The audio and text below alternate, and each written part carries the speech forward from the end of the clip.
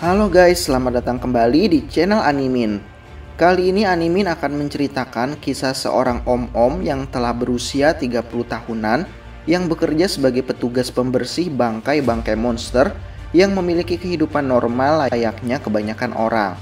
Tapi suatu hari hidupnya pun berubah ketika seekor monster kecil berhasil masuk ke dalam tubuhnya melalui mulut om-om tersebut yang membuatnya bisa berubah menjadi seekor monster dan memiliki kekuatan dahsyat dari monster tersebut yang membuatnya harus kabur-kaburan dari kejaran pasukan pertahanan yang berusaha membasmi para monster dan membuatnya harus bisa mengendalikan kekuatan baru yang ia miliki tersebut. Ini dia Kaiju Number 8. Cerita dimulai ketika suatu hari seekor monster yang disebut sebagai Kaiju muncul di tengah-tengah kota, merusak kota tersebut dan membuat semua penduduk di kota tersebut terancam bahaya. Dan tak lama kemudian salah satu tim dari pasukan pertahanan yang dipimpin oleh seorang kapten yang bernama Asi Romina muncul untuk melakukan pembasmian kaiju tersebut. Dan dengan waktu yang singkat, kerjasama dari tim yang dipimpin oleh Mina tersebut pun berhasil mengalahkan kaiju tersebut dengan sangat mudah. Dan setelah pembasmian kaiju berhasil dilakukan oleh tim pertahanan, selanjutnya tim pembersihan bangkai kaiju akan masuk ke dalam area bangkai kaiju tersebut berada. Dan dalam tim pembersihan kaiju tersebutlah protagonis utama kita yang bernama Hibino Kafka bekerja sebagai salah seorang petugas pembersihan. Dalam proses pembersihan bangkai kaiju tersebut, Kafka mendapatkan tugas untuk membersihkan area dalam perut bangkai kaiju tersebut.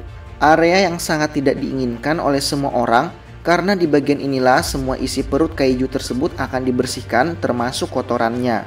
Tapi karena ini juga adalah bagian dari tugas Kafka sebagai bagian dari tim pembersih, maka mau tidak mau Kafka pun melakukan tugasnya yang bahkan setelah selesai menyelesaikan tugas tersebut, bau dari kotoran kaiju tersebut tampaknya masih menempel di hidung Kafka hingga tempat tinggalnya.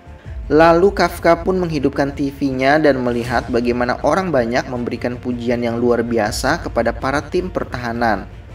Tapi tidak demikian dengan tim pembersih yang bahkan mungkin tidak dianggap sama sekali. Di sana Kafka pun melihat teman masa kecilnya, yaitu Mina, yang kini telah berhasil menjadi seorang kapten di dalam tim pertahanan yang membuat Kafka kembali teringat tentang janji masa kecilnya dulu. Lalu besok harinya Kafka pun kembali pergi bekerja meskipun bau dari kotoran kaiju kemarin tersebut masih membuat perutnya mual. Sesampainya di tempat kerja, Kafka pun bertemu dengan seorang pegawai magang yang bernama Ichikawa Reno. Dan saat dikenalkan dengan Kafka, Reno pun berkata kalau ia ingin masuk menjadi bagian dari tim pertahanan dan pekerjaan magangnya saat ini hanya untuk sementara. Tapi karena Kafka juga menceritakan kalau dirinya juga dulu bercita-cita menjadi bagian dari tim pasukan pertahanan, namun selalu gagal. Kafka pun akhirnya menyerah mengingat umurnya yang kini sudah tidak muda lagi. Mendengar hal itu, Reno pun menjadi bersikap dingin kepada Kafka dan berkata kalau ia tidak ingin menjadi seperti Kafka yang menyerah untuk mengejar cita-citanya. Lalu karena memiliki keinginan yang sama yaitu ingin menjadi pasukan pertahanan, maka Kafka pun ditugaskan untuk mengajari Reno dalam tim pembersihan sekaligus ditunjuk sebagai mentor untuk Reno dalam tugasnya. Yang kali ini Kafka kembali ditugaskan untuk membersihkan bagian dalam perut kaiju. Dalam pekerjaan tersebut, Kafka pun terlihat sangat baik kepada Reno dan mengajari Reno layaknya seorang mentor.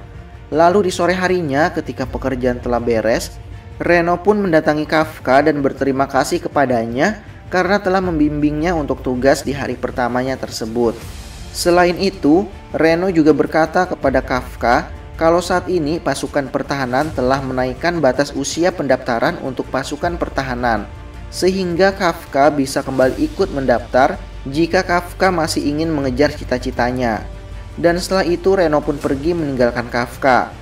Tapi tiba-tiba saat Reno meninggalkan Kafka, seekor kaiju muncul dari belakang Reno dan akan memangsanya.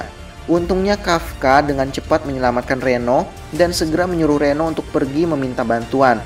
Sedangkan dirinya akan berusaha untuk mengulur waktu menjadi umpan. Saat berlarian untuk menghindar dari serangan kaiju tersebut, Kafka pun teringat dengan kisah masa kecilnya di mana ia telah berjanji bersama dengan Mina kalau mereka berdua suatu hari nanti akan bergabung dengan tim pasukan pertahanan dan membasmi semua kaiju bersama-sama. Dan setelah mengingat kenangan masa lalunya tersebut, Kafka pun lalu memberanikan diri untuk melawan kaiju tersebut dengan senjata sederhana yang didapatkan di area pembersihan tersebut. Tapi sayangnya Kafka malah terlempar akibat serangan kaiju tersebut dan membuat Kafka hampir akan dimangsa oleh kaiju tersebut. Untungnya Reno kembali dan menyelamatkan Kafka yang hampir dimangsa.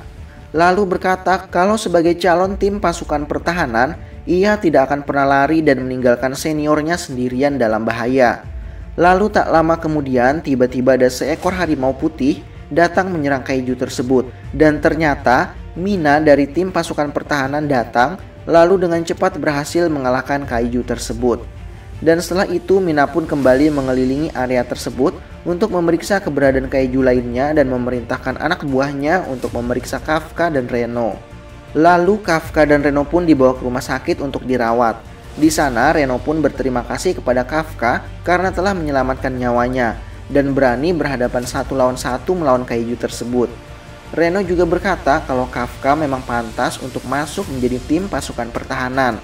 Lalu kembali berusaha membujuk Kafka agar Kafka mau kembali ikut mendaftar bersama-sama menjadi tim pasukan pertahanan. Mendengar perkataan Reno tersebut, sambil mengingat masa kecilnya, Kafka pun kembali menjadi bersemangat dan ingin kembali meraih cita-citanya menjadi tim pasukan pertahanan. Tapi saat Kafka ingin mengatakannya, tiba-tiba ada seekor kaiju kecil di atas tempat tidurnya, lalu segera masuk ke dalam mulut Kafka dan membuat Kafka tiba-tiba berubah menjadi kaiju dan membuat Reno ketakutan. Tapi untungnya setelah berusaha diyakinkan oleh Kafka, Reno pun sedikit mulai tenang. Tapi keributan barusan membuat pasien-pasien lain berdatangan ke ruangan Kafka untuk melihat keadaan. Namun sayangnya saat hendak menenangkan pasien lainnya, kekuatan baru Kafka membuat benda-benda yang disentuhnya menjadi hancur dan membuat mereka berdua semakin panik.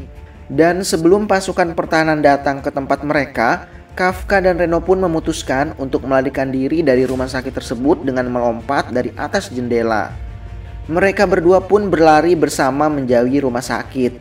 Meskipun dengan bentuk aneh Kafka yang sekarang berwujud seperti kaiju, membuat Kafka sendiri tidak yakin apa yang telah terjadi dengan tubuhnya dan membuatnya kehilangan semangat untuk bisa bergabung dengan tim pasukan pertahanan. Dan membuatnya juga hilang harapan untuk bisa menepati janjinya kepada Mina ketika mereka berdua masih kecil dulu. Lalu saat Kafka dan Reno sedang mencari tempat untuk bersembunyi, tiba-tiba Kafka seperti bisa merasakan hawa keberadaan kaiju lainnya. Yang beberapa saat setelah itu, tiba-tiba muncullah seekor kaiju lainnya dari dalam tanah di kota tersebut.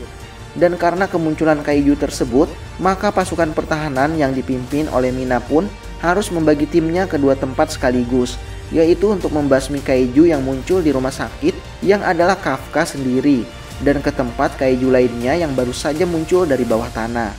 Tapi karena kemunculan kaiju lainnya tersebut membuat kerusakan yang parah dan membuat bangunan di area tersebut hancur berantakan dan membuat puing-puing bangunan tersebut menimpa seorang ibu yang sedang ditolong oleh anaknya, kaiju tersebut pun mulai mendekati anak tersebut dan hendak memangsanya.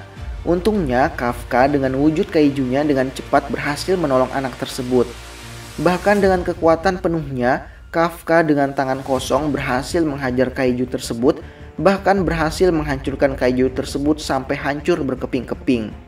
Dan setelah menolong ibu dan anak tersebut, karena melihat mereka yang ketakutan dengan wujud kaiju Kafka, Kafka pun berkata kepada ibu dan anak tersebut untuk tidak perlu khawatir karena Reno akan membawa mereka ke tempat yang aman. Tapi saat Kafka akan pergi, anak kecil tersebut pun memberanikan dirinya untuk mengucapkan terima kasih kepada Kafka dan membuat Kafka semakin termotivasi untuk bisa masuk menjadi tim pasukan pertahanan. Lalu setelah berhasil melarikan diri dari kejadian tersebut tanpa ada seorang pun dari tim pasukan pertahanan yang mengetahui bagaimana kaiju tersebut bisa hancur, akhirnya Kafka ditetapkan sebagai kaiju buronan dan dinamai sebagai kaiju number 8. Sedangkan di tempat lain, Kafka dan Reno kembali bekerja sebagai tim pembersih bangkai kaiju seperti biasanya sambil berusaha untuk mengontrol kekuatan kaiju tersebut. Dan saat sedang bekerja, tiba-tiba Reno pun dipanggil dan diberitahu bahwa mereka berdua, Reno dan Kafka telah berhasil lolos di tahap pertama penerimaan pasukan pertahanan. Mendengar hal tersebut, Reno pun segera mengambil surat tersebut dan segera berlari ke tempat Kafka untuk memberitahunya. Tapi sesampainya di tempat Kafka, Reno pun menjadi marah kepada Kafka karena dengan santainya Kafka tidak menyadari kalau kepalanya kini telah berubah menjadi bentuk kaiju yang jika ada orang yang melihatnya, maka Kafka pasti akan dalam bahaya. Dan membuat Reno semakin khawatir bagaimana jika Kafka sampai ketahuan kalau dirinya adalah kaiju saat sedang melakukan tes selanjutnya di kantor pusat pasukan pertahanan nanti. Tapi karena usia Kafka telah berusia 30 tahunan, maka kesempatan ini merupakan kesempatan Kafka yang terakhir untuk bisa menepati janjinya kepada Mina. Dan karena itu, Kafka pun memutuskan untuk tetap melanjutkan proses seleksi pasukan pertahanan ke tahap berikutnya. Lalu hari proses seleksi tahap kedua pun tiba. Kafka dan Reno pun tiba di markas pasukan pertahanan, lokasi seleksi tahap kedua dilakukan. Dan setibanya di sana, Kafka dan Reno pun bertemu dengan seorang gadis yang sangat menjengkelkan. Gadis tersebut meminta Kafka untuk memindahkan mobilnya yang sedang diparkir di nomor 55. Padahal Kafka dan Reno telah duluan memarkirkan mobil mereka di sana dan membuat Kafka marah kepada gadis tersebut. Tapi karena Kafka tidak mau menuruti perkataan gadis tersebut pun lalu memindahkan sendiri mobil Kafka dengan kekuatannya. Karena menurut gadis tersebut, nomor 55 adalah nomor keberuntungannya. Melihat kekuatan gadis tersebut yang berhasil memindahkan mobil mereka hanya dengan tangan kosong, mereka berdua pun bertanya-tanya siapa sebenarnya gadis tersebut. Lalu dengan angkuh gadis tersebut pun berkata kalau namanya adalah Shinomiya Kikoru dan meminta kepada Kafka untuk mengingat namanya tersebut dengan baik. Melihat keangkuhan Kikoru tersebut yang telah memamerkan kekuatannya di hadapan Kafka, Kafka pun tidak mau kalah lalu menunjukkan kekuatannya juga kepada Kikoru dengan mengangkat mobilnya dengan tangan kosong. Melihat kekuatan Kafka tersebut, Kikoru yang awalnya datang hanya sebagai formalitas pun menjadi semakin tertarik dengan ujian berikutnya untuk bisa mengalahkan semua peserta lainnya lalu pergi meninggalkan Kafka dan Reno. Melihat Kikoru yang telah pergi meninggalkan mereka, Reno pun mendatangi Kafka dan terlihat sangat marah kepadanya karena telah mengeluarkan kekuatan kaijunya di depan umum hanya untuk pamer kepada Kikoru. Untungnya Kafka mulai bisa mengendalikan kekuatannya dan membuatnya tidak berubah menjadi kaiju di depan Kikoru. Lalu ujian tahap kedua pun dimulai. Dan tes pertama yang harus diikuti oleh setiap peserta adalah ujian fisik. Ujian untuk mengetahui kondisi fisik dan kebugaran dari setiap pesertanya. Tapi sayangnya karena usia Kafka adalah yang paling tua di antara peserta lainnya, maka kebugaran fisiknya pun telah turun secara drastis jika dibandingkan dengan peserta lainnya yang usianya jauh di bawah Kafka. Dan membuat Kafka mendapatkan nilai yang rendah dan berada di deretan posisi bawah. Sedangkan nilai Kikoru berada di posisi 5 teratas yang membuat Kikoru menjadi semakin angkuh lalu mengejek-ngejek Kafka. Dan setelah itu melihat Kafka yang sangat tertarik bersaing dengan Kikoru, Reno pun lalu menjelaskan kepada Kafka kalau di antara semua peserta terbaik pada proses ujian kali ini, Kikoru berada di atas mereka semua. Kikoru juga merupakan lulusan termuda terbaik yang berhasil lulus saat berusia 16 tahun. Lalu saat sedang menjelaskan kepada Kafka tentang Kikoru, tiba-tiba Kikoru pun menghampiri mereka lalu kembali mengejek-ngejek Kafka. Lalu karena kesal dengan Kikoru yang sangat sombong tersebut, dengan sambil berteriak Kafka pun berkata kepada Kikoru kalau ia pasti akan mengalahkannya. Lalu setelah itu, wakil kapten pasukan pertahanan yang bernama Hoshina Soshiro pun datang. Lalu menjelaskan kepada semua peserta kalau ujian berikutnya mereka akan masuk ke dalam area pelatihan yang di dalamnya terdapat kaiju. Tapi sebelum para peserta masuk ke dalam area pelatihan tersebut, mereka semua terlebih dahulu diperlengkapi dengan pakaian khusus. Pakaian ini terbuat dari serat otot kaiju yang mampu menyesuaikan secara otomatis ke bentuk badan pemakainya. Selain itu, pakaian khusus ini juga mampu meningkatkan kemampuan fisik pemakainya. Tapi peningkatan kemampuan tersebut didapat tergantung dari pelepasan kekuatan pemakainya.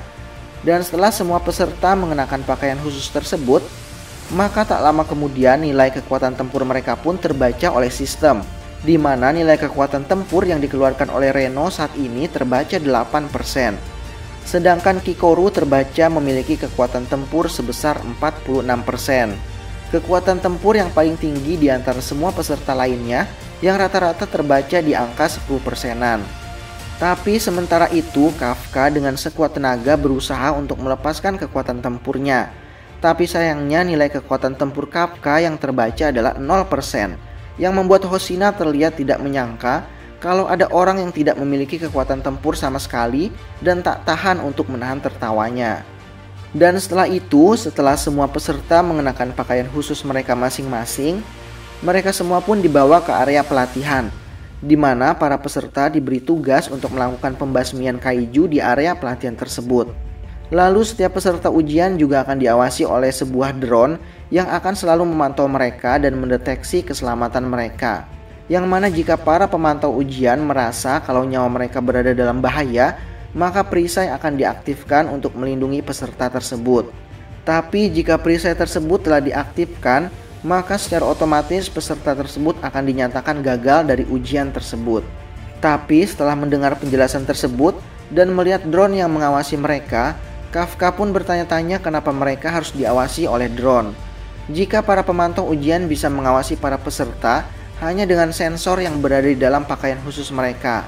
Dan setelah memikirkannya, Kafka pun sadar kalau selain untuk menghabisi para kaiju dan bertahan hingga kaiju berhasil dikalahkan, para pemantau ujian juga tampaknya akan menilai bagaimana para peserta bertindak di area pelatihan, mengambil keputusan dan beradaptasi dengan lingkungan. Dan setelah mengetahui hal tersebut, Kafka pun lalu memutuskan untuk menjadi tim pendukung dan membantu mengalihkan perhatian kaiju agar tim penyerang bisa dengan gampang menyerang para kaiju tersebut. Selain itu, dengan pengalamannya sebagai pembersih bangkai kaiju, Kafka pun juga sangat tahu bagaimana anatomi tubuh kaiju tersebut dan memberitahu tim penyerang letak titik lemah dari setiap kaiju tersebut dan membuat mereka berhasil mengalahkan para kaiju tersebut dengan sangat mudah. Melihat kalau tim penyerang sudah bisa melawan kaiju dengan mudah, Kafka pun kemudian berlari pergi membantu tim yang lainnya. Tapi sayangnya tiba-tiba ada kaiju yang berhasil menyerang Kafka dan membuat Kafka mendapatkan luka yang serius dan diminta pengawas ujian agar Kafka menghentikan ujian.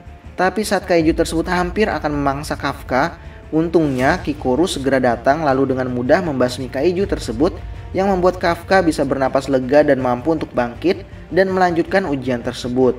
Melihat kondisi Kafka yang sudah mengalami luka parah, Reno pun berkata kepada Kafka kalau ia akan membantunya. Lalu sambil menggendong Kafka, Reno pun berlari ke arah tim lainnya untuk membantu mereka dengan informasi yang dimiliki oleh Kafka mengenai kelemahan dari setiap kaiju tersebut. Tapi di tempat lain, dengan kemampuan dan kekuatannya, Kikoru dengan sangat cepat telah berhasil mengalahkan banyak kaiju dan membuat para peserta lainnya menjadi gabut karena hanya dengan sendirian saja Kikoru telah berhasil membasmi kaiju-kaiju tersebut. Hingga akhirnya kaiju yang terakhir pun berhasil dikalahkan oleh Kikoru seorang diri saja. Dan tak lama kemudian, pengawas ujian pun mengumumkan kalau ujian telah selesai. Lalu menginformasikan kalau semua drone akan ditarik dan segera mengirimkan bantuan untuk setiap peserta yang terluka. Tapi tiba-tiba saat Kikoru akan kembali untuk mengejek Kafka, seekor kaiju muncul tepat di belakang Kikoru dan langsung menembak Kikoru tepat di dadanya. Selain itu, semua kaiju yang sebelumnya telah berhasil dikalahkan tiba-tiba bangkit kembali dan membuat area pelatihan tersebut menjadi tempat pertempuran yang sebenarnya. Kikoru yang telah tertembak pun menjadi kesulitan untuk bergerak dan bertarung. Dan akibatnya kaiju tersebut menjadi semakin mudah untuk melukai Kikoru yang sudah tidak bisa bertarung lagi. Meskipun Kikoru masih sangat ingin mengalahkan kaiju tersebut agar bisa membanggakan orang tuanya. Sementara itu di ruangan pengawas ujian, karena drone telah ditarik, para pengawas pun tidak mengetahui apa yang telah terjadi di area pelatihan tersebut. Sementara itu tiba-tiba alarm dari pakaian khusus Kikoru muncul dan menginformasikan kalau kondisi Kikoru sedang dalam bahaya. Melihat alarm tersebut, para pengawas yang tidak mengetahui apa yang terjadi pun memutuskan kalau ia, Mina, dan Hosina akan pergi masuk ke area pelatihan tersebut. Sementara semua peserta diminta untuk pergi meninggalkan area pelatihan tersebut. Sementara itu, Kikoru yang sudah terkena banyak serangan dari kaiju tersebut pun terlihat sudah tidak mampu lagi untuk bergerak.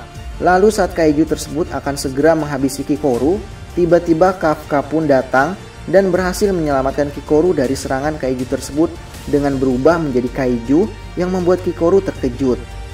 Lalu karena tidak mau masalah ini sampai tersebar ke pasukan pertahanan yang lain, Kafka pun lalu memohon kepada Kikoru agar Kikoru tidak memberitahukan pasukan pertahanan lainnya dan mau merahasiakan wujud kaiju tersebut. Sementara itu, Kafka yang sedang sibuk memohon kepada Kikoru, tiba-tiba seekor kaiju datang menghampiri mereka berdua. Tapi Kafka dengan mudah menangkis serangan kaiju tersebut, lalu meminta Kikoru untuk beristirahat. Sementara dirinya akan bertarung melawan kaiju tersebut. Lalu dengan sambil mengumpulkan kekuatan dan memusatkannya pada tangannya, Kafka pun menghajar kaiju tersebut dengan sekali pukulan dan berhasil menghancurkan kaiju tersebut hingga hancur dan membuat Kikoru ketakutan. Tapi Kafka pun segera menghampiri Kikoru dan menenangkannya, lalu meyakinkan Kikoru meskipun wujudnya saat ini terlihat seperti kaiju, tapi di dalamnya tetaplah Kafka. Tapi setelah itu tiba-tiba Reno pun datang dan langsung memukul Kafka dan memarahinya karena khawatir kalau wujud kaijunya akan ketahuan. Lalu beberapa saat kemudian, Mina, Hoshina, dan anggota pasukan pertahanan lainnya pun tiba di lokasi. Tapi mereka semua terlihat bingung karena sesampainya mereka di sana, mereka melihat kalau semua kaiju telah berhasil dikalahkan tanpa tahu apa yang sebenarnya telah terjadi di lokasi ujian tersebut. Lalu karena semua kaiju telah berhasil dikalahkan, maka Kafka yang mengalami luka berat di ujian sebelumnya pun dirawat di rumah sakit. Di sana Kafka pun berkata kepada Reno yang sedang menjaganya di rumah sakit kalau pertarungan bersama-sama dengan para peserta ujian lainnya dalam proses seleksi yang barusan mereka lakukan tersebut sepertinya semakin membuat Kafka termotivasi dan bersemangat untuk bisa masuk menjadi tim pasukan pertahanan. Sementara itu, ternyata Mina tanpa sengaja mendengar perkataan Kafka tersebut dari luar ruangan. Dan setelah itu, Mina pun masuk dan mengucapkan terima kasih kepada Kafka dan Reno yang telah berhasil membawa Kikoru yang sedang terluka kembali ke tempat yang aman. Sementara itu di tempat lain, tempat di mana Kikoru sedang dirawat, Hoshina pun datang menghampiri Kikoru dan bertanya tentang kejadian di lokasi ujian kemarin. Tapi Kikoru menjawab kalau dirinya lah yang telah mengalahkan semua kaiju tersebut. Hal itu dilakukan agar Kafka bisa terhindar dari masalah. Lalu keesokan harinya, semua peserta ujian yang lulus pun dipanggil untuk berkumpul di suatu ruangan. Lalu Mina sebagai seorang kapten pasukan pertahanan divisi ketiga memanggil Kikoru untuk maju ke depan karena Kikoru berhasil menjadi peserta ujian dengan nilai tertinggi. Tapi meskipun Kikoru berhasil mendapatkan nilai tertinggi pada ujian tersebut, Kikoru pun terlihat tidak begitu bahagia karena Kikoru tidak melihat Kafka berada di dalam barisan para peserta yang berhasil lulus tersebut. Padahal kalau bukan karena Kafka, mungkin Kikoru saat ini tidak akan berada di sini. Dan Kikoru pun mengira kalau Kafka telah gagal dalam ujian tersebut.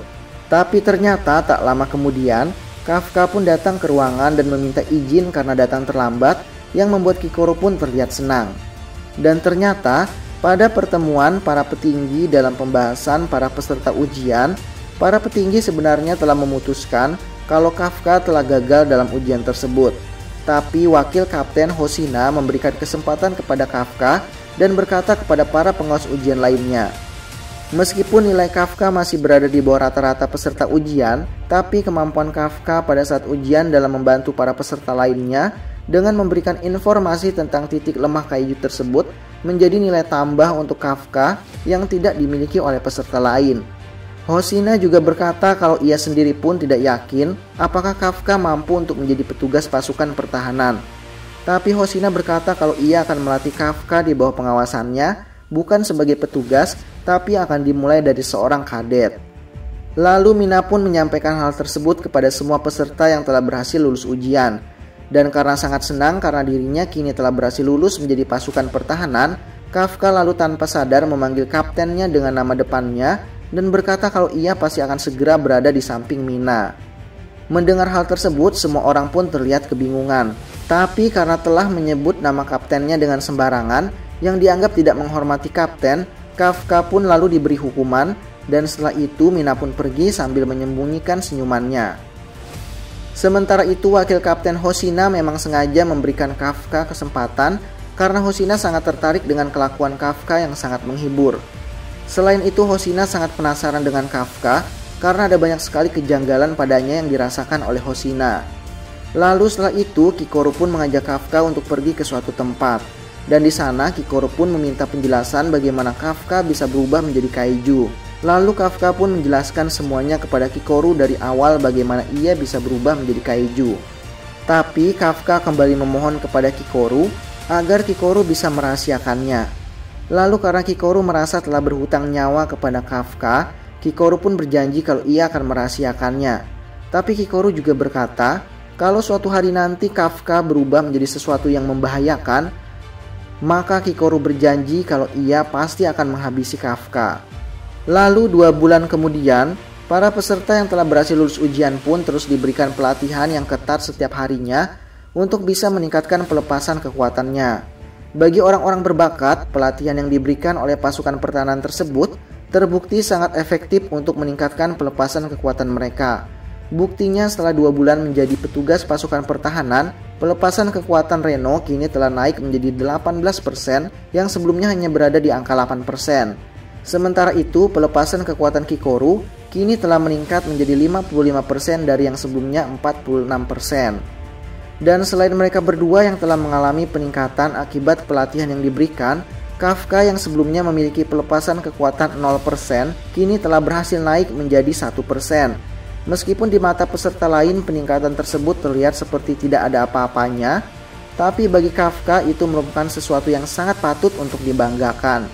Lalu dengan sangat bangga ia pun memamerkannya kepada Kikoru. Tapi wakil kapten Hoshina yang mengawasi mereka dari atas pun berkata kepada Kafka untuk tidak bersenang-senang terlebih dahulu, karena jika dalam 3 bulan ke depan Kafka tidak berhasil menaikkan pelepasan kekuatannya, maka Kafka bisa saja dikeluarkan dari pasukan pertahanan. Lalu keesokan harinya mereka semua pun kembali melanjutkan pelatihan mereka seperti hari-hari sebelumnya.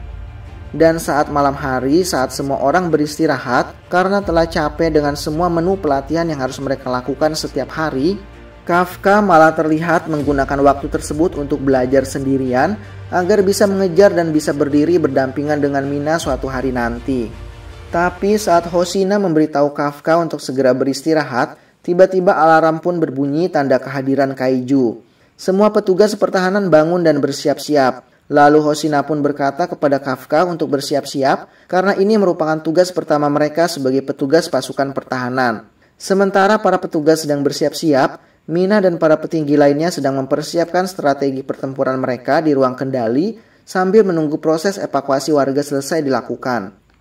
Sesampainya di lokasi kemunculan kaiju tersebut, wakil kapten Hoshina berkata kalau kaiju yang besar tersebut yang biasanya diberi nama Honju akan diserahkan kepada Kapten Mina. Sedangkan untuk para kaiju kecil yang disebut sebagai Yonju akan menjadi tugas para petugas untuk membasmi mereka. Dan setelah arahan selesai diberikan kepada semua petugas, mereka pun langsung terjun ke lokasi pertempuran untuk membasmi para kaiju tersebut. Sementara itu Kapten Mina sedang bersiap di titik lokasi penembakan Honju tersebut. Sedangkan pasukan militer juga ikut membantu pasukan pertahanan dengan berusaha untuk memperlambat pergerakan dari Honju tersebut.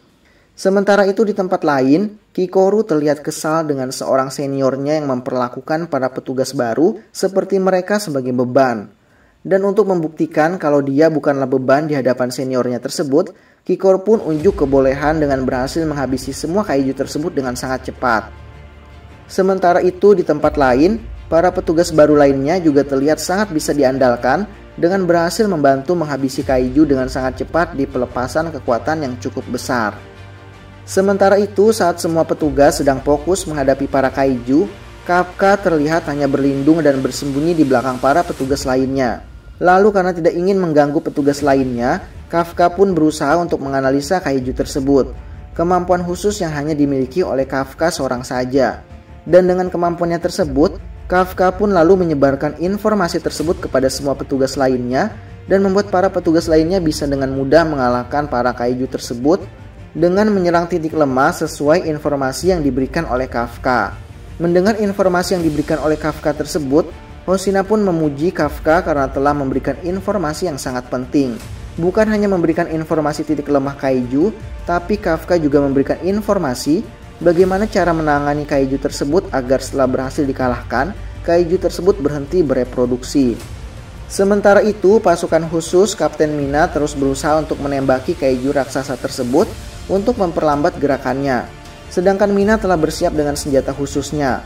Lalu saat kaiju tersebut telah berhenti bergerak, Mina pun lalu melepaskan kekuatannya di atas 90%, lalu menembak kaiju raksasa tersebut hingga membuat tubuh kaiju tersebut bolong. Sementara itu, di saat Mina beraksi dan menunjukkan kekuatannya, Hoshina pun berkata kepada Kafka untuk memperhatikan kekuatan Mina dengan baik. Karena untuk bisa berdiri di samping Mina, maka Kafka setidaknya harus memiliki kekuatan yang hampir setara dengan Mina. Mendengar perkataan Hoshina tersebut, Kafka sedikit meledek Hoshina dengan berkata, apakah Hoshina juga mampu melakukan serangan seperti yang barusan dilakukan oleh Mina. Karena Kafka masih penasaran sebesar apa kekuatan Hoshina hingga ia bisa menjadi wakil Kapten Mina. Tapi Hoshina malah menjawab kalau ia juga tidak bisa melakukannya. Karena pelepasan kekuatannya dalam penggunaan senjata seperti milik Mina sangatlah kecil. Tapi Hoshina sangat percaya diri jika musuh yang dihadapinya adalah kaiju yang berukuran kecil. Karena Hoshina memiliki keunggulan dalam menghadapi kaiju-kaiju kecil karena memiliki kemampuan kecepatan dan persenjataan khusus yang didesain untuk Hoshina. Sementara itu di tempat lain, saat sedang bertugas, tiba-tiba Reno dan Iharu bertemu dengan seseorang yang aneh yang sedang mengamati bangkai kaiju. Lalu Iharu pun meminta orang tersebut untuk segera pergi dan mengungsi dari area tersebut karena area tersebut berbahaya. Tapi tiba-tiba orang tersebut pun berubah menjadi kaiju, lalu dengan menggunakan jarinya, ia pun mengeluarkan tembakan yang hampir mengenai Reno. Dan setelah itu Reno pun sadar kalau kaiju tersebut adalah kaiju yang sama yang muncul pada saat kericuhan yang terjadi pada saat ujian sebelumnya, yang telah membuat Kikoru sekarat. Dan menurut informasi yang diberikan oleh Kikoru, Reno pun mampu menghindari serangan kaiju tersebut yang terus menembakkan sesuatu yang tidak terlihat dari ujung jarinya.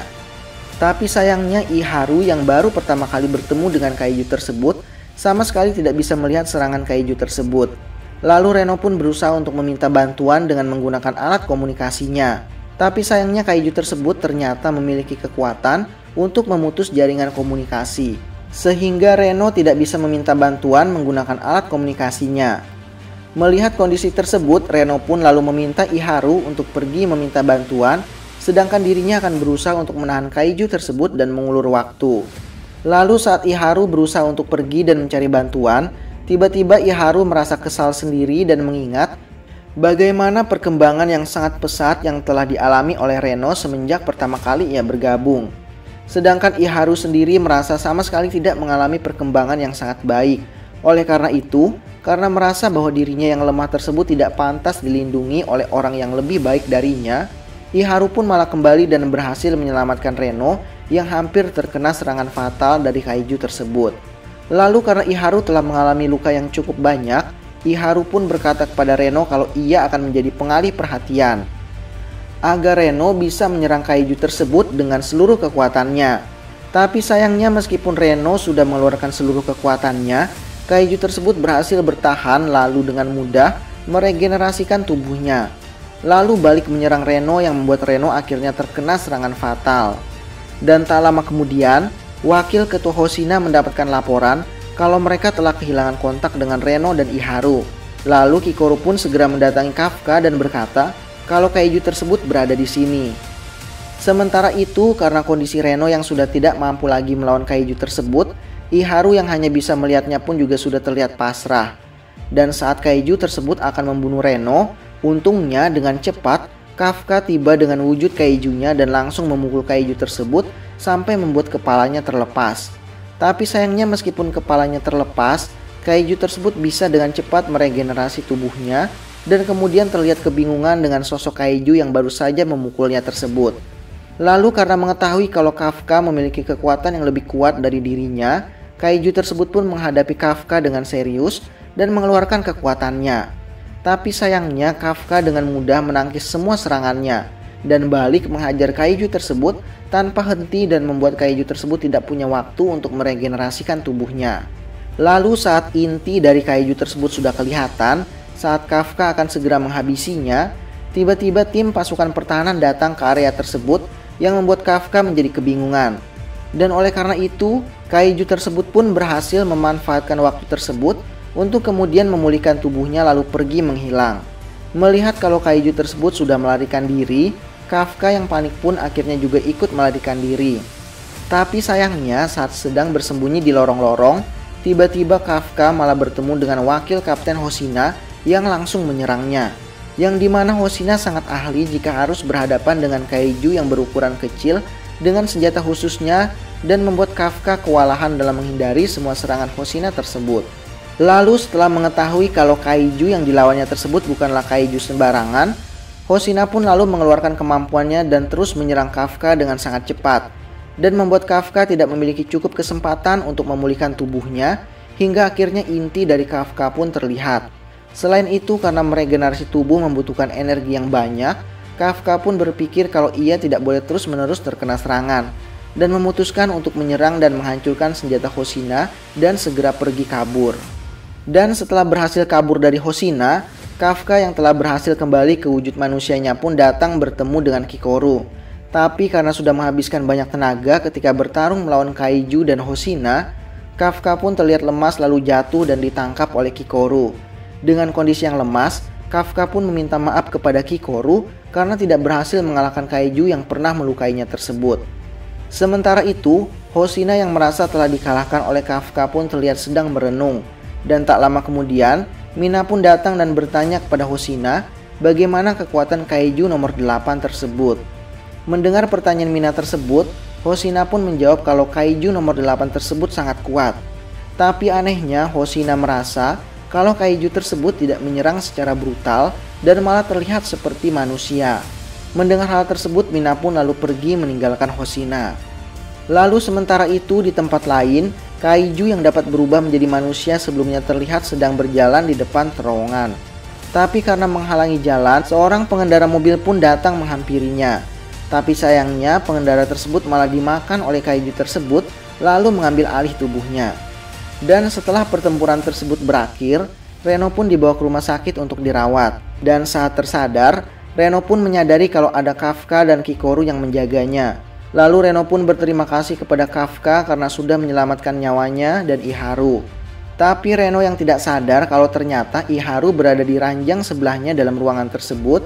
Tiba-tiba Iharu bertanya-tanya kepada Reno, kenapa Reno malah berterima kasih kepada Kafka. Tapi untungnya karena Iharu bukanlah orang yang suka berpikir, ia pun tidak menyadari kalau Kafka adalah kaiju yang telah menyelamatkan nyawa mereka.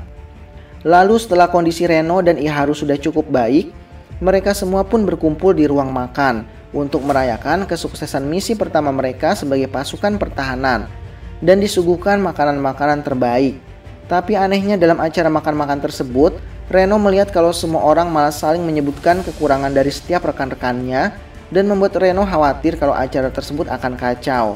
Tapi setelah lebih dalam diperhatikan, ternyata mereka semua terlihat sangat menikmati pembicaraan mereka dan saling berbagi solusi agar bisa semakin baik lagi ke depannya. Lalu setelah itu, wakil Kapten Hoshina pun memotong pembicaraan semua orang lalu menyampaikan informasi kalau mulai hari ini Kafka telah resmi diangkat menjadi seorang petugas pasukan pertahanan karena kontribusi yang telah diberikannya saat misi pertamanya yang sangat berguna untuk semua orang. Mendengar hal tersebut, Kafka pun terlihat sangat bahagia, begitu juga dengan semua teman-temannya. Lalu keesokan harinya, secara private, Mina pun secara resmi melantik Kafka sebagai petugas pasukan pertahanan. Lalu Mina pun berkata kepada Kafka agar Kafka tidak menjadi sombong terlebih dahulu karena telah berhasil menjadi petugas umum, sebelum Kafka bisa bertarung di samping Mina. Mendengar hal tersebut, Kafka pun terlihat sangat senang karena ternyata Mina yang dikira orang yang sangat dingin tersebut pun ternyata masih mengingat janjinya ketika masa kecil mereka dulu. Lalu saat malam hari tiba, Kafka yang akan pergi beristirahat tanpa sengaja melihat wakil Kapten Hoshina yang sedang latihan di malam hari. Setelah melihatnya sesaat, Kafka pun menyadari kalau gerakan latihan yang sedang diperagakan oleh Hoshina tersebut bukanlah sembarang gerakan latihan. Tapi Hoshina sedang mereka ulang pertarungannya melawan Kafka dalam wujud kaijunya yang membuat Kafka ketakutan dengan kecepatan dan kekuatan Hoshina. Lalu saat semua orang beristirahat, tiba-tiba alarm berbunyi tanda adanya kaiju yang terdeteksi. Dan ternyata pangkalan pasukan pertahanan divisi 3 lah yang sedang diserang oleh sekelompok kaiju yang datang entah dari mana. Semua pasukan pertahanan pun bersiap-siap, tapi sayangnya Kapten Mina sedang tidak berada di markas pada saat itu. Sehingga wakil Kapten Hoshina akan mengambil alih komando dan meminta semua petugas untuk menarik semua kaiju berkumpul di area latihan agar bisa meminimalisir kerusakan dan mencegah agar para kaiju tersebut tidak bisa keluar dari pangkalan dan menyerang warga kota. Sementara itu, Kafka pergi ke atas dan melihat jenis kaiju yang menyerang pangkalan mereka tersebut. Dan setelah melihat jenis kaiju tersebut, Kafka pun kemudian segera memberikan laporan kepada Hoshina kalau kaiju jenis ini seharusnya bukanlah jenis kaiju yang suka berkelompok. Dan jika jenis kaiju tersebut bisa menyerang sebagai kelompok, itu artinya ada kaiju lain yang memiliki kekuatan yang sangat besar yang telah berhasil menjinakkan mereka. Dan tak lama kemudian setelah Hoshina menerima informasi tersebut dari Kafka, tiba-tiba seekor kaiju yang bisa berbicara menghampiri Hoshina dan bertanya kepadanya, apakah dia orang terkuat yang berada di pangkalan ini? Lalu karena Kapten sedang tidak berada di markas, Hoshina pun berkata kalau ialah orang terkuat di pangkalan tersebut. Dan setelah Hoshina menjawab pertanyaannya, tiba-tiba kaiju tersebut dengan serangan kejutnya segera menyerang Hoshina. Selain itu, kaiju tersebut juga langsung memerintahkan para pasukannya untuk segera memulai pertempuran. Lalu setelah pertempuran dimulai, para pasukan pertahanan pun berusaha untuk mengalahkan para kaiju tersebut. Tapi sayangnya mereka kelihatan sangat kesulitan untuk bisa mengalahkan kaiju tersebut.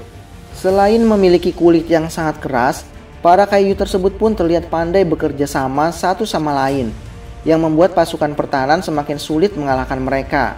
Lalu saat para petugas pertahanan terlihat sedang kesulitan berhadapan dengan para kaiju tersebut, Kikoru tiba-tiba datang dengan senjata baru yang ia dapatkan, dan dengan cepat langsung berhasil menumbangkan seekor kaiju. Kikoru berhasil mendapatkan senjata khusus tersebut setelah Kikoru berhasil memperlihatkan pertumbuhan yang luar biasa dalam pelatihannya. Selain itu, karena Kikoru memiliki pelepasan kekuatan tertinggi nomor 3 setelah Hoshina dan Mina, Kikoru pun dipercaya dan diberikan sebuah senjata khusus yang cocok dengannya. Sementara itu, meskipun Reno tidak mendapatkan senjata khusus seperti Kikoru, tapi dengan kemampuan dan peluru es yang ia gunakan, Reno pun berhasil membantu Kikoru agar mempermudah Kikoru mengalahkan para kaiju tersebut. Sementara itu, Hoshina terus berlari menghindari serangan dari bos para kaiju tersebut dan memancingnya untuk pergi menjauh dan masuk ke area latihan. Dan setelah berhasil memancingnya ke area tersebut, Hoshina pun kemudian langsung melepaskan kekuatannya hingga di atas 90% dan mulai bertarung secara serius melawan bos kaiju tersebut. Dengan kecepatan dan teknik bertarung yang diwarisi oleh Hoshina dari keluarganya tersebut, Hoshina terlihat mendominasi pertarungannya tersebut dan dengan sangat mudah berhasil mencabik-cabik tubuh bos kaiju tersebut. Sementara bos kaiju tersebut kesulitan menyerang Hoshina yang bergerak dengan sangat cepat. Tapi sayangnya meskipun Hoshina bisa dengan mudah memotong-motong tubuh bos kaiju tersebut, tapi dengan kemampuan regenerasinya yang sangat cepat, bos kaiju tersebut bisa terus-menerus menyembuhkan dirinya. Selain itu, berkat kemampuan pemulihan yang dimiliki oleh bos kaiju tersebut, Hoshina juga terlihat kesulitan untuk bisa menemukan inti dari bos kaiju tersebut. Malahan bos kayu tersebut makin lama makin membesar dan bertambah kuat yang membuat Hoshina makin lama semakin kelelahan melawannya. Bahkan karena serangan yang cukup keras yang dilepaskan bos kaiju tersebut, baju khusus Hoshina pun segera memberitahunya bahwa Hoshina harus segera berhenti melepaskan kekuatan yang begitu besar karena tubuhnya yang semakin kelelahan. Tapi Hoshina tetap menolaknya dan terus berusaha untuk bertarung melawan bos kaiju tersebut. Hingga akhirnya Hoshina pun kembali terkena serangan yang cukup fatal yang membuat Hoshina kembali teringat dengan kisah masa kecilnya saat diminta oleh ayahnya agar menyerah untuk bergabung dengan pasukan pertahanan. Karena menurut ayahnya, di dunia saat ini teknik berpedang sudah tidak cukup efektif lagi untuk digunakan, apalagi jika harus berhadapan dengan kaiju. Tapi saat Hoshina sedang diperhadapkan dengan Mina malah langsung menerima Hoshina dengan kemampuan berpedangnya tersebut dan menghargainya, bahkan meminta Hoshina untuk menjadi wakil kaptennya, kemampuan yang tidak dimiliki oleh Mina. Mengingat kepercayaan yang diberikan Mina kepadanya, meski dirinya sudah kelelahan dan menerima luka yang cukup fatal, Hoshina menolak untuk kalah dan terus bertarung. Melihat wakil kaptennya yang terus berjuang mati-matian melawan bos kaiju tersebut, Kafka pun berniat untuk datang dan menolongnya. Untungnya sebelum Kafka berubah wujud menjadi kaiju, Mina telah tiba di markas pertahanan dan berhasil menembak bos kaiju tersebut dengan senjata khususnya. Tapi sayangnya karena persiapan Mina belum sempurna, pelepasan kekuatan yang dilepaskan oleh Mina tidak maksimal dan hanya melukai lengan bos kaiju tersebut. Lalu karena membutuhkan waktu bagi Mina untuk mempersiapkan tembakan yang berikutnya dengan pelepasan kekuatan maksimal, maka para petugas lainnya pun berusaha untuk menahan pergerakan bos kaiju tersebut. Bahkan Hoshina yang sudah sangat kelelahan dan terluka pun tetap berusaha untuk menghambat gerakan bos kaiju tersebut dengan terus menyerangnya. Melihat perjuangan semua anggotanya dan juga Hoshina, Mina pun bersyukur karena telah memiliki anggota-anggota seperti mereka, khususnya Hoshina yang telah diangkatnya menjadi wakil kaptennya. Lalu setelah semua persiapan telah terpenuhi, Mina pun kembali mengeluarkan tembakan dengan kekuatan maksimalnya dan berhasil menghancurkan bos kaiju tersebut. Setelah merasa kalau pertarungan tersebut sudah berakhir, semua petugas pun akhirnya merasa lega karena pertarungan telah berakhir dengan dikalahkannya bos kaiju tersebut. Para petugas yang terluka segera diobati. Melihat momen tersebut, Kafka pun terharu karena inilah alasan mengapa ia sangat ingin masuk menjadi bagian dari petugas pertahanan. Bersama-sama dengan semua teman-temannya berjuang untuk mengalahkan kaiju. Tapi sayangnya di saat semuanya sudah kelelahan, tiba-tiba kaiju yang tersisa menyatukan tubuh mereka di angkasa dan menciptakan bom raksasa yang sangat besar, yang mungkin bisa menghancurkan seluruh kota jika sampai bom kaiju tersebut meledak. Melihat kalau bom raksasa tersebut bisa menghancurkan seluruh kota dan semua teman-temannya di pasukan pertahanan tersebut jika sampai meledak, lalu karena tidak ada cara lain, Kafka dengan cepat segera berlari ke arah bom raksasa tersebut, lalu merubah wujudnya menjadi kaiju tanpa takut jika rahasianya akan terbongkar di hadapan semua petugas pasukan pertahanan. Bahkan meskipun Reno dan Kikoru sempat berusaha untuk melarangnya, tapi Kafka dengan sangat yakin terus berlari menuju bom raksasa tersebut dengan kekuatan kaijunya. Lalu meninju bom raksasa tersebut ke angkasa dan membuat ledakan yang sangat besar di angkasa. Dan menahan semua ledakan tersebut di angkasa untuk bisa melindungi semua teman-temannya. Tapi sayangnya saat Kafka telah berhasil menghancurkan bom tersebut dan berhasil melindungi teman-temannya, Mina segera mendekat sambil menggerakkan pistolnya ke arah Kafka dan memerintahkan anggotanya untuk segera menangkap Kafka. Setelah itu Kafka pun ditangkap dan berita tersebut akhirnya dilaporkan ke kantor pusat. Dan setelah laporan tersebut sampai ke kantor pusat, Jenderal Isao yang berada di kantor pusat sekaligus ayah dari Kikoru pun mengadakan rapat membahas mengenai apa yang harus mereka lakukan terhadap Kafka. Lalu kebanyakan dari anggota rapat tersebut menyarankan untuk memusnahkan Kafka karena Kafka bisa menjadi ancaman bagi yang lain, lalu menjadikannya sebagai senjata khusus. Sementara itu karena laporan yang telah diterima oleh markas pusat pun meminta kepada pasukan pertahanan divisi 3 untuk menyerahkan Kafka ke kantor pusat. Lalu sesaat mempersiapkan Kafka untuk dipindah ke kantor pusat, Kafka pun mengira kalau ia pasti telah dibenci oleh semua orang di divisi tersebut karena telah membohongi mereka semua. Jadi ketika proses pemindahan tersebut, Kafka pun hanya bisa tertunduk tanpa berani melihat ke arah teman-temannya. Tapi setelah Kafka naik, Reno pun berkata kepada Kafka kalau ia yakin kalau Kafka pasti akan kembali ke divisi 3. Lalu pintu pun tertutup. Setelah mendengarkan perkataan Reno tersebut, Mina yang ikut mengantarkan Kafka ke kantor pusat pun berkata kepadanya kalau tidak ada seorang pun di divisi 3 yang membencinya. Bahkan semua orang mengharapkan kepulangan Kafka kembali ke divisi 3. Setelah mendengar perkataan Mina tersebut, Kafka pun kemudian bertanya, dengan kondisi yang sekarang ini, apakah aku masih bisa untuk bertarung di sampingmu? Lalu Mina pun menjawab kalau ia pasti akan menunggunya. Dan setelah mendengar jawaban Mina tersebut, Kafka pun terlihat sangat bahagia sampai mengeluarkan air matanya. Lalu setelah keberangkatan Kafka, semua teman-temannya pun sama sekali tidak menyangka kalau Kafka adalah kaiju nomor 8 yang sedang dicari-cari tersebut. Karena Kafka adalah orang yang ceria dan sangat semangat ketika latihan. Bahkan Kafka sering sekali menolong teman-temannya dan memberikan informasi yang sangat berharga ketika mereka sedang bertarung melawan kaiju. Tapi sayangnya untuk sekarang ini mereka semua tidak bisa berbuat apa-apa selain hanya menunggu kepulangan Kafka. Sementara itu, Kikoru pun pergi ke markas pusat dan langsung bertemu dengan ayahnya, yaitu Jenderal Isao. Kikoru pun meminta kepada ayahnya agar ayahnya segera mencabut hukuman pemusnahan Hibino Kafka. Tapi ayah Kikoru segera mengeluarkan hasil scan tubuh Kafka dan menunjukkannya kepada Kikoru dan berkata kalau Kafka sekarang ini bukanlah manusia lagi. Tapi Kafka adalah seekor kaiju, terbukti dari hasil pemeriksaan tubuh Kafka yang terdapat inti di dalamnya, dan menegaskan kembali kepada Kikoru kalau Kafka adalah kaiju, makhluk yang sama yang telah membunuh ibu Kikoru. Mendengar hal tersebut, Kikoru terus memperjuangkan Kafka dan berkata kalau ia akan terus percaya kepada Kafka. Dan setelah itu, Mina pun memanggil 4 orang bawahannya dan berkata kalau mereka berempat akan segera dipindahkan ke divisi lain. Mendengar hal tersebut, mereka pun terlihat terkejut karena pemindahan ini mungkin ada kaitannya dengan Kafka yang adalah kaiju. Tapi Reno terlihat sama sekali tidak terkejut dan bahkan berkata bahwa ia siap dipindahkan ke divisi manapun karena Reno yakin dan percaya kalau Kafka pasti akan kembali dan selamat.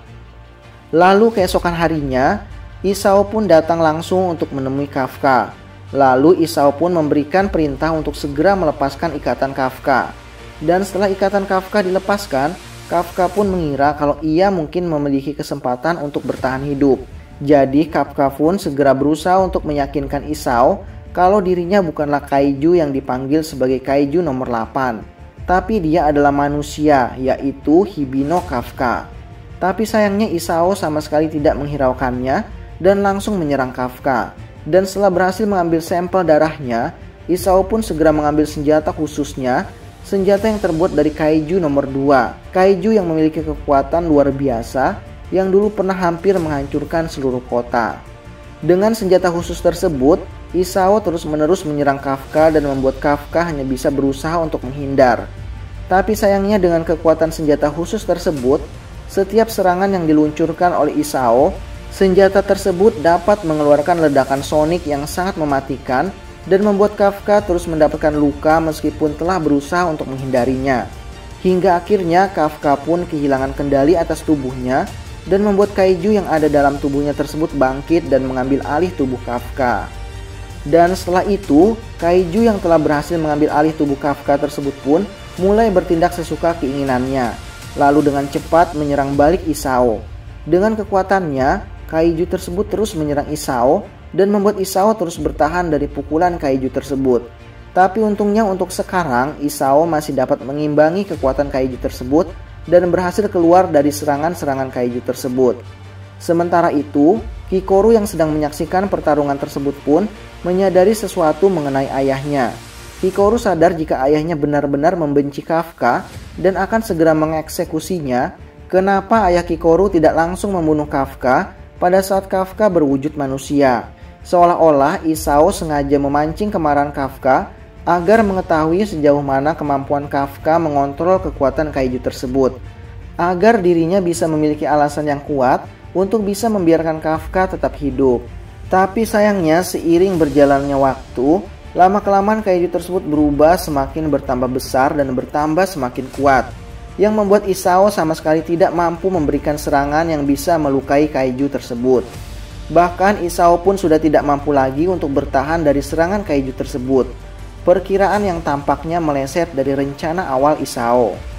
Sementara itu, Kafka yang sedang berada di bawah kendali kaiju tersebut pun berusaha untuk mengambil alih tubuhnya kembali dan berusaha untuk menghentikan kaiju tersebut untuk tidak berbuat sesuka hatinya dan membunuh Isao tepat di depan mata putrinya sendiri. Tapi sayangnya saat Kafka sedang berusaha untuk mengambil alih tubuhnya kembali, tiba-tiba kaiju kecil muncul dan menelan tubuh Kafka yang membuat kaiju tersebut menjadi lepas kendali dan telah bersiap untuk membunuh Isao.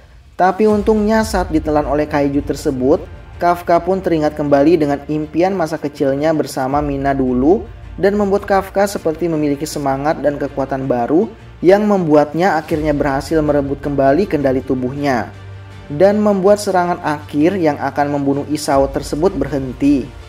Dan setelah itu perlahan demi perlahan tubuh kaiju tersebut berubah kembali menjadi tubuh manusia. Kafka yang kemudian tersungkur tepat di hadapan Isao yang terlihat sudah pasrah jika serangan terakhir tadi mengenainya. Lalu keesokan harinya, setelah mengetahui kalau Kafka telah berhasil mengontrol kekuatan kaiju tersebut, Isao pun memanggil Mina dalam sebuah forum dan meminta pendapat Mina mengenai Kafka. Lalu Mina pun menjelaskan kepada Isao dan semua petinggi yang hadir pada saat itu mengenai pencapaian-pencapaian yang telah berhasil diraih oleh Kafka. Mina bercerita bagaimana kontribusi yang telah dibuat oleh Kafka saat mereka bertarung dengan kaiju dan memberikan informasi-informasi yang begitu penting kepada rekan-rekannya mengenai letak titik vital kaiju, kebiasaan-kebiasaan kaiju, dan bagaimana cara mengalahkan kaiju tersebut. Apalagi pada saat Divisi 3 berhadapan dengan bos kaiju yang hampir memusnahkan seluruh pasukan pertahanan di Divisi 3 dengan bom raksasanya. Kafka dengan sangat berani telah berhasil menyelamatkan kota dan semua warganya termasuk seluruh petugas pasukan pertahanan Divisi 3. Selain itu, Kafka adalah orang yang sangat ramah dan baik.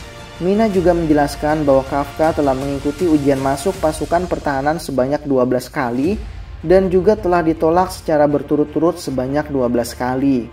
Tapi meskipun telah menerima penolakan sebanyak itu, Kafka terus berusaha dan berjuang untuk menolong dan menyelamatkan orang-orang di sekitarnya. Dan setelah itu Mina kembali melanjutkan perkataannya dan berkata, kalau Kafka adalah orang yang paling manusiawi yang pernah ia kenal selama ini. Lalu setelah memeriksa sendiri dengan bertarung secara langsung dengan Kafka, serta setelah mendengarkan keterangan langsung dari kapten di divisinya, maka Isao pun memutuskan untuk tidak jadi mengeksekusi Kafka. Tapi Isao ingin Kafka tetap menjadi bagian dari pasukan pertahanan dalam melawan para kaiju yang semakin banyak bermunculan. Tapi meskipun banyak petinggi lainnya yang menentang keputusan Isao tersebut, Isao tetap memutuskannya dan memberitahu kepada Kafka secara langsung bahwa Kafka harus membuktikan dirinya kalau Isao tidak salah dalam mengambil keputusan untuk menyelamatkan Kafka.